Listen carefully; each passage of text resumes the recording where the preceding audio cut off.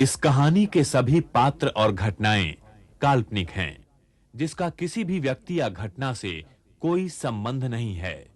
यदि किसी घटना के साथ इसकी समानता होती है, तो इसे मात्र एक संयोग कहा जाएगा।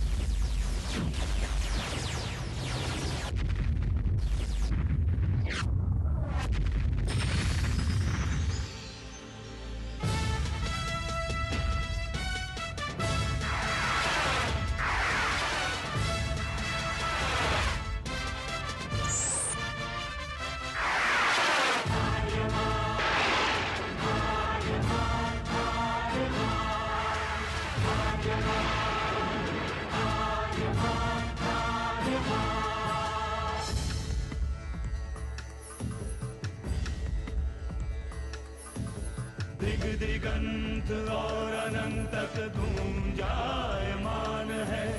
ब्रह्मनाद है विधि का वो अटल विधान है। धर्म की अधर्म पर विजय का वो प्रमाण है। जायमान है वो अटल विधान है। विजय का वो प्रमाण है। ब्रह्मांड का महान योद्धा आर्यमान है।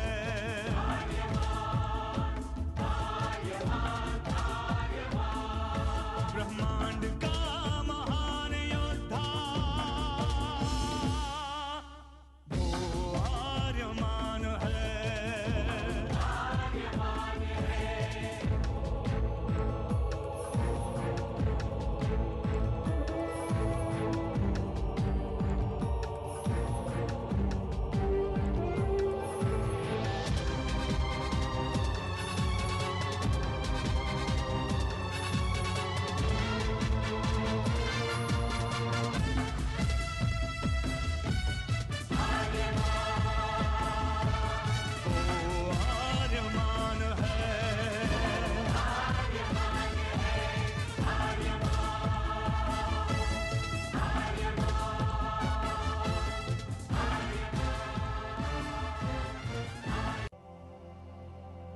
अनंत असीम ब्रह्मांड, अद्भुत, विशाल, विराट, जहां असंख्य आकाश गंगाएं प्रतिक्षण बनती रहती हैं, मिटती रहती हैं।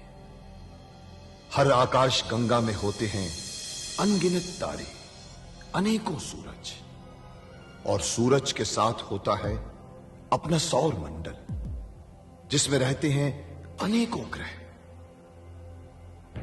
न जाने कितने सूरज चमके और बुझ गए, न जाने कितने तारे चमके और खो गए, न जाने कितने ग्रह, कितनी पृथ्वियां, कितनी सभ्यताएं बनी, बढ़ी और खो गई समय की इस अनंत धारा में। इन्हीं अनजानी परंतु अमर गाथाओं में से एक है महागाथा ब्रह्मांड के योद्धा आर्यमान की। बहुत समय पहले पृथ्वी से लाखों प्रकाश वर्ष दूर आर्याना आकाश गंगा में एक ग्रह था, थार।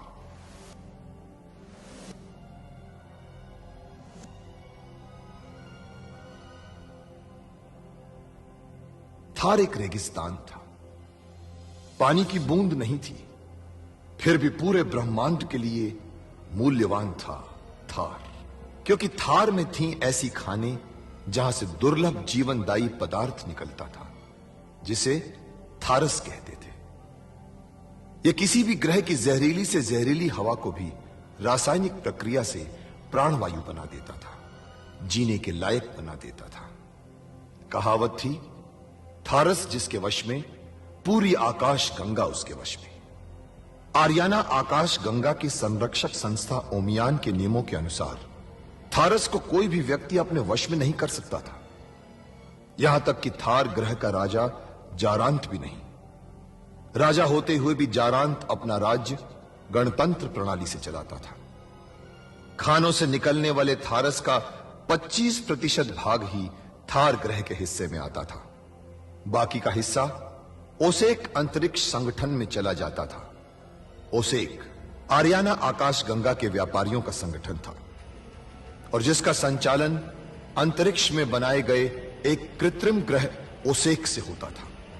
मगर ओसेक संगठन में कई व्यापारी ऐसे भी थे जो अति महत्वाकांक्षी थे, जो पूरे ब्रह्मांड में अपना आधिपत्य स्थापित करना चाहते थे। परंतु जब तक ओमियान था तब तक कोई कुछ नहीं कर सकता था। ओमियान अंतरिक्ष के लोगों की संरक्षक संस्था थी जो अंतरिक्ष के निवासियों के हितों का पूरा ध्यान रखती थी और अपनी शांति सेना के द्वारा संपूर्ण ब्रह्मांड में शांति और व्यवस्था बनाए रखती थी। इसी ओमियान संस्था का अध्यक्ष था महान होशिंग। होशिंग जिस ग्रह पर रहता था उस ग्रह का नाम था गुरुक्षेत्र, जहां आज छिड़ी हुई है एक महाजंग।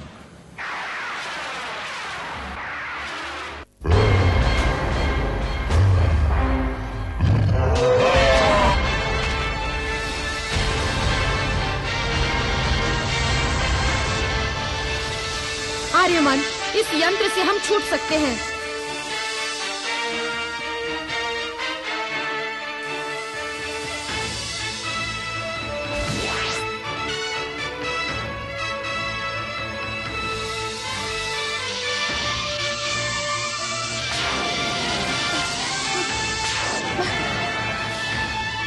आर्यमान, द्वार खुलने वाला है। 2 ही लकीरें बची हैं। तो वो जल्दी चलो, कभी भी द्वार खुल सकता है।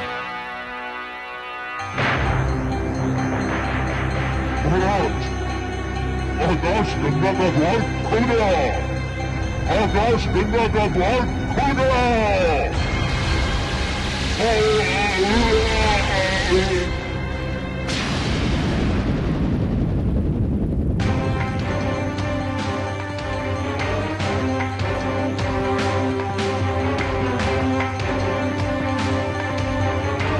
शेजार को खत्म करने के बावजूद हम काल आकाश गंगा के द्वार को खोलने से नहीं रोक पाए आर्यमान।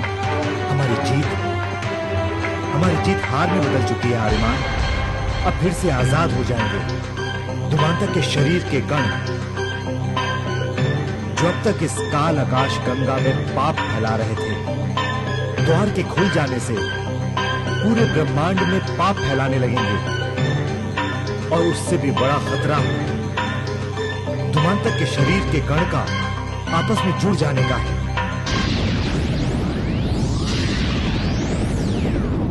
तो क्या धुमांतर के शरीर के कण आकाश गंगा में दोबारा जुड़ सकते हैं नौशुन? हाँ, अब काल आकाश गंगा का द्वार खुल चुका है। अब वो शक्ति खत्म हो चुकी है जो धुमांतर को बांधे हुई थी। अब वो फिर से अपना शरीर हासिल करके रहेगा आर्यमान। आप नाहक चिंता कर रहे हैं नौशुन जी। अगर धुमांतर ने शरीर हासिल कर भी लिया तो आर्यमान है ना, जैसे इन्होंने शेजार को खत्म किया वैसे ही मार देंगे धुमांतर को भी। नहीं, धुमांतर को कोई नहीं मार सकता क्योंकि अमर है वो। क्या? तो तुम नहीं जानती धुमांतर की कहानी?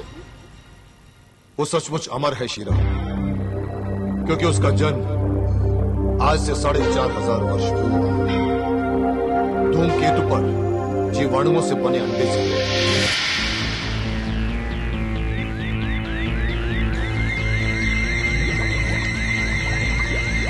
महानुभाव, देखिए अंडा हिल रहा है। लगता है इसके फूटने का समय पूरा हो गया है।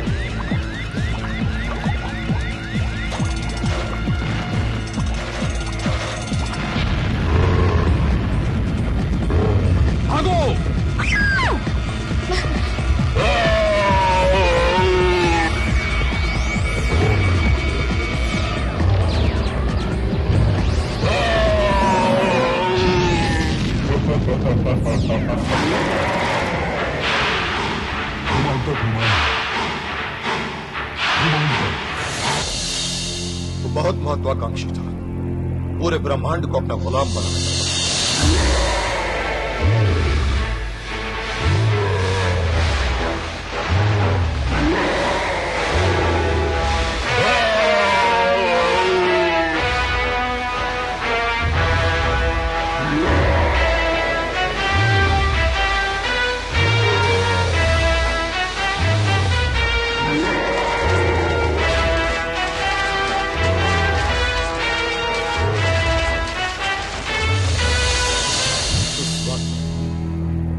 कोई नहीं जीत पा रहा था उसको, यहां तक कि ब्रह्मांड के रक्षा मंडल का सभापति ओजवान भी नहीं टिक पाया था उसके सामने।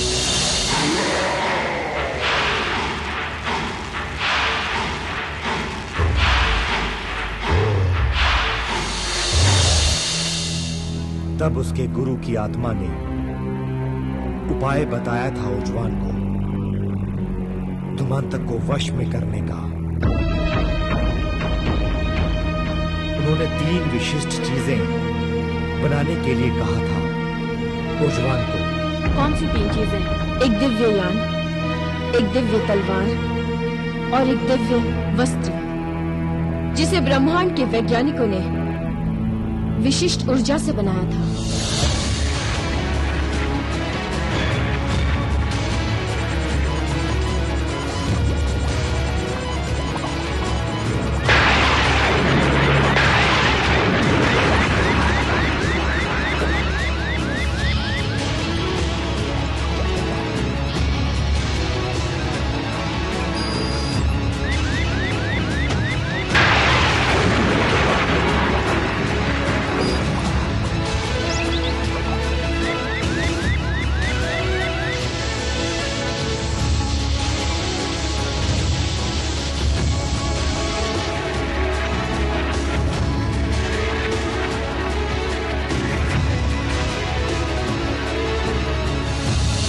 और उन्हीं तीनों में से एक ये दिव्य वस्त्र यहां है जो मैंने पहन रखा है। इसी दिव्य वस्त्र को पहनकर धुमांतक को काबू किया था उस ओजवान ने।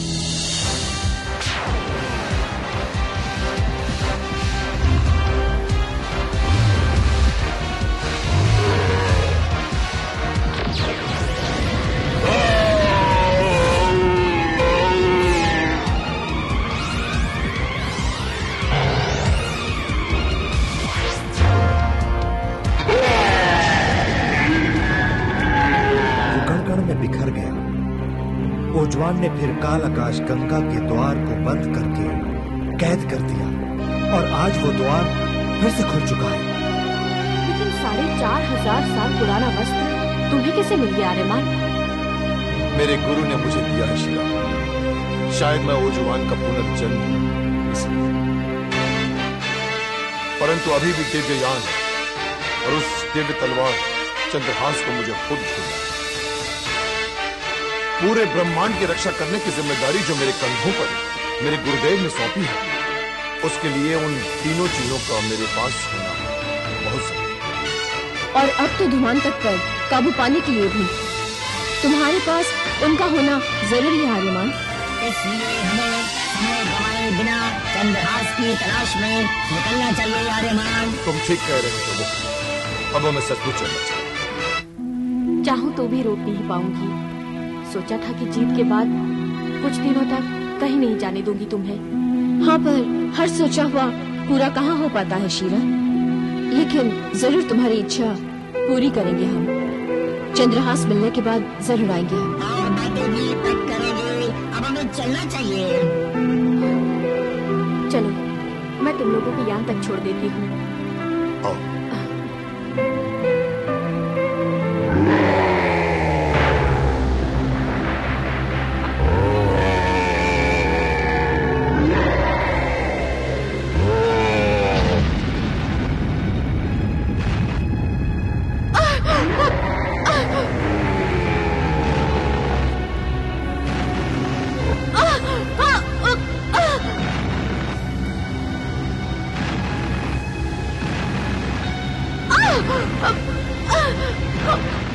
लगता है धुमांतक ने अपना शरीर हासिल कर लिया है।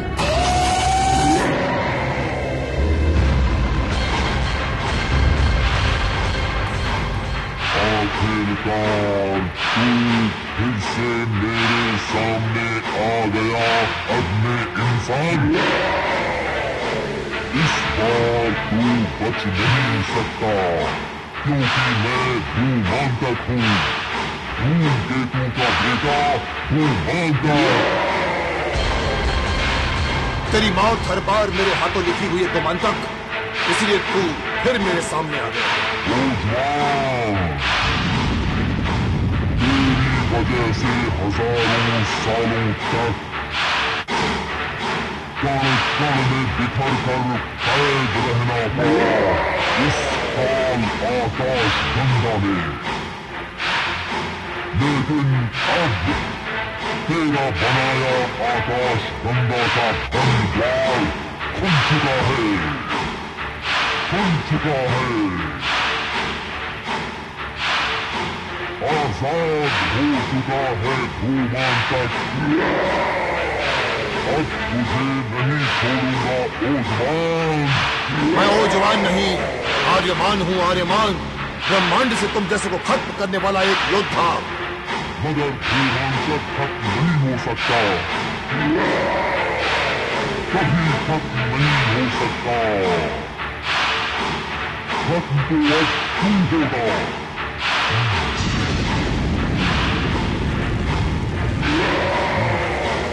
तुम सब लोग पीछे हट जाओ।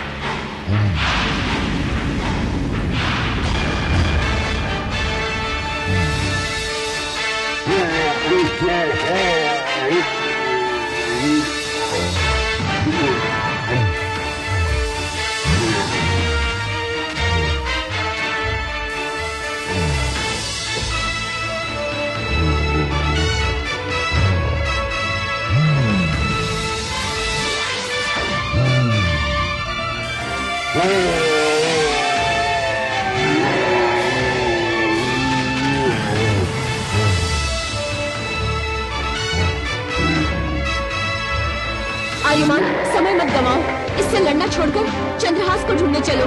चंद्रहास से ही मर सकता है ये। चंद्रहास हासिल करना चाहता है, तू भी ओजवान की तरह इन कपड़ों के कारण बच रहा है। बेशक मैं तुझे नहीं मार सकता, लेकिन तू भी मुझे नहीं मार सकता है आर्यमान। चंद्रहास के बगैर तू मुझे नहीं मार सकता। लेकिन अब चंद्रहास को धूमांतक किसी के हाथों में लगने नहीं देगा। भूल मत, मैं तेरी तरह इंसान नहीं हूँ। ब्रह्मांड में दूर दूर तक नंगी आंखों से देख सकता हूँ मैं।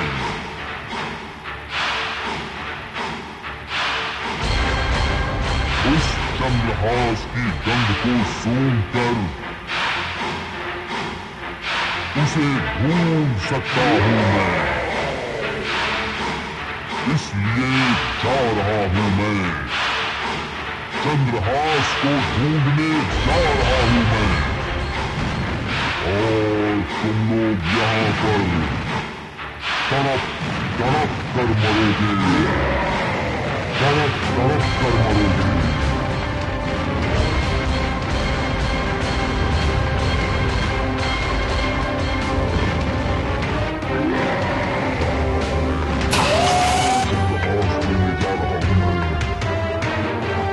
अब क्या होगा आर्यमान? कहीं उसने तुमसे पहले चंद्रहास हासिल कर ली तो? ऐसा कभी नहीं होगा नौशन। चंद्रहास पर मेरा अधिकार है। ओजवान के बाद वो मुझे मिलनी है, ये सुनिश्चित है। मैं धूमांतक से पहले उस चंद्रहास को किसी भी तरह से हासिल करके रहूंगा।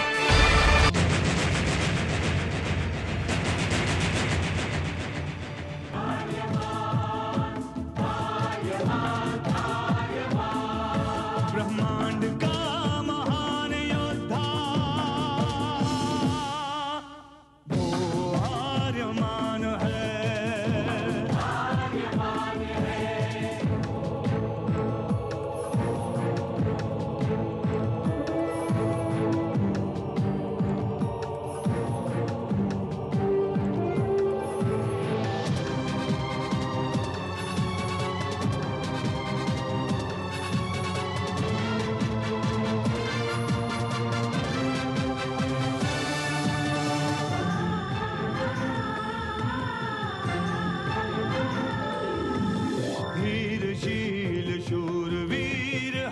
प्रचंड